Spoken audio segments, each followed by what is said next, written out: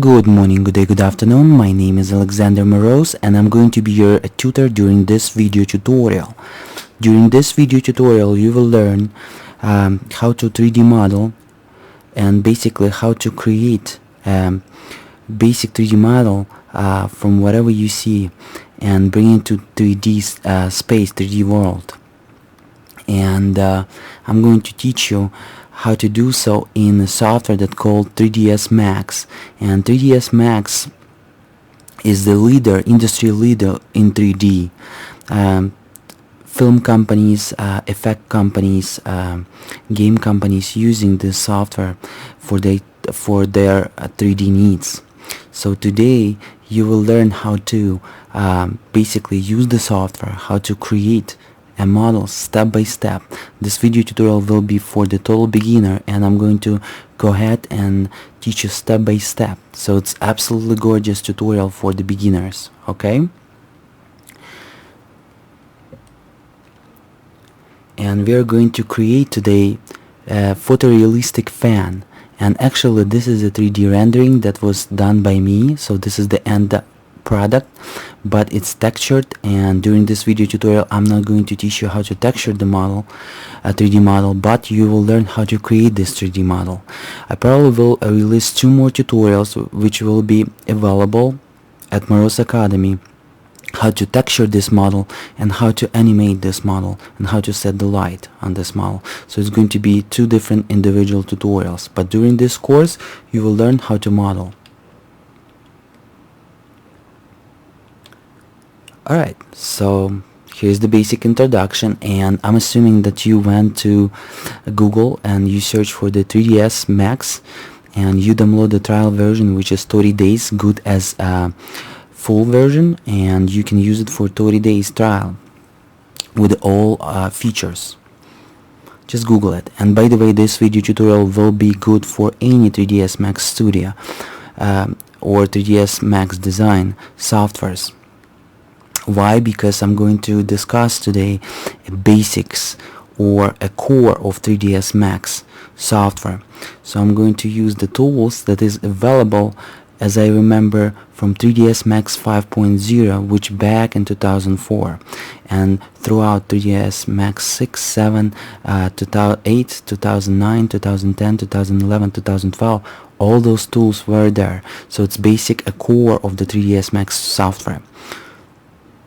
So by watching this tutorial means that you can use any version of the 3ds Max and finish this tutorial.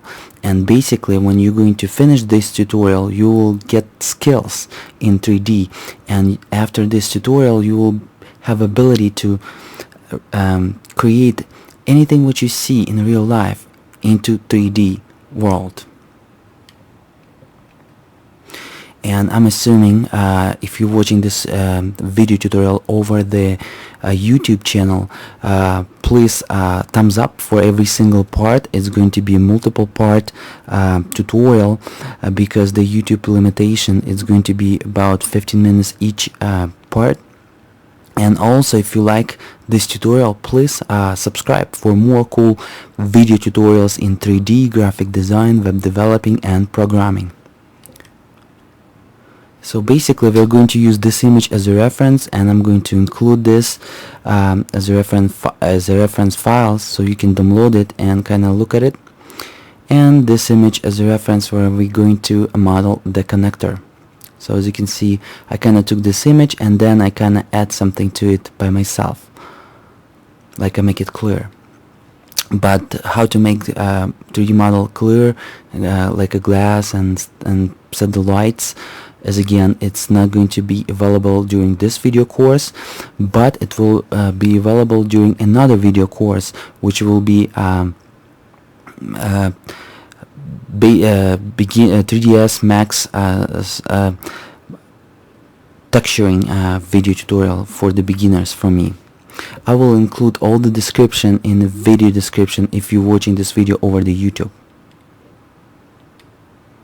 Alright, so basically as I looked at that fan, I think what we need to do, we are going to create a base, then a cylinder like on that fan, and the base we're probably going to clone it, make it as 2, and then or before the clone it, we're just going to kind of shape up the base, create the holes, then clone it and put on top of the cylinder. Then we are looking to have another cylinder as our base for our fan itself, and we are going to have from that cylinder extend some polygons, and we're going to create some fins. By the way, this tutorial is a Polygon Subdivision modeling, so I'm just going to talk today about one method of 3ds Max modeling, which is Polygon Subdivision. So we're going to work straightly with polygons, polymeshes, which include polygons, vertices, and edges. What is vertices, edges, and polygons, I'm going to explain in a bit. Then we're going to use some C extended. Alright, I just assuming that you just open your 3ds Max. It can be Studio, it can be Design and Architecture software. So here we go. I'm in 3ds Max. If you're not so beginner, I suggest you to go ahead and skip to part 2 of this video tutorial. But if you're totally beginner, I suggest you to watch this video tutorial every single part, because I'm going to explain every single step by step. So during this little introduction, I'm going to introduce you to a 3D Max graphic user interface and show you basics of 3D, like move in 3D space and etc. So first thing what you want to do after you open your 3D Max, it's going to look like this, and I'm using the 3ds Max 2010, but you can use any version of the 3D Max. It's not supposed to be a 2010. It can be 2009, 2010, 2011, 2012, and newer 2013 and 14, or anything else. But 3D Max core will look just like that. Colors may be different of the interface, but the cores will be there. Okay, so I have 4 viewports, which is top viewport. As you can see, one viewport is active. It has the yellow rectangle around it, and you can switch using your mouse by clicking on it with the right button, okay, or with the left button. I suggest you, when you're switching the viewport, clicking with the right button, so you're not going to mess up. Just single click right button on it, mess up your viewport.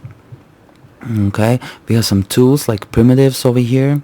Then we have the create, we have the modify that we're going to heavily using during this tutorial. We have the geometry, and we have the shapes, and we have the standard primitives, and we have the compound objects. Those 2 we're going to use to create that fan. On top you have new file you can create, you can save, always save it, undo, redo. I'm not going to use too much hotkeys because I don't want you to get lost. Very easy, so I'm going to use just my mouse and show you step by step. Then rendering, it's if you're gonna click render, you're going to render just nothing, because nothing is yet unseen in our 3D world. So how to render it? Putting your mouse over render, click render, and it's going to render it. Also, you can switch and to the viewport that you would like to render, like this, and click F9 hotkey on your keyboard. If it doesn't work, then render and render. Also, there is a setup. If you're gonna go to rendering, render setup, there is a setup. You can set the resolution of you would like to render, etc. So when you're rendering, make sure that you're rendering into the production, switch to the production instead iterative, and the viewports, you can use all those 4 viewports. Okay, alright. Also, you can work in one single viewport, and to do so, there is a button right here which says maximize viewport toggle. If you're gonna click on it in the corner right there, you can see that arrow. Click on it, it's going to be just single viewport. If you're gonna double click on it, it's going to bring you back to the 4 viewports. Some people working with 2 viewports, and you can adjust it in the option to under the customize. Some people working with 4 or single.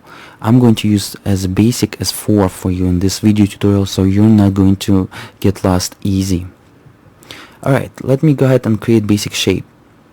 So I'm going to go ahead and create, click on create with my mouse left button, and then make sure that click on geometry and make sure that standard primitives is selected.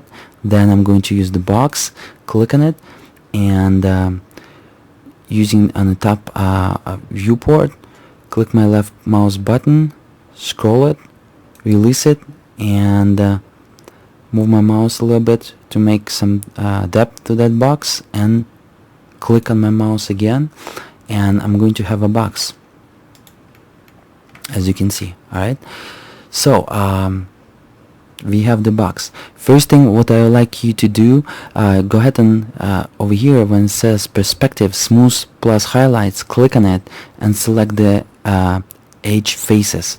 So basically you're going to see the edges of the polygons. Okay, the next thing, don't worry, I'm going to explain to you in a second what is the polygons, edges, and vertices.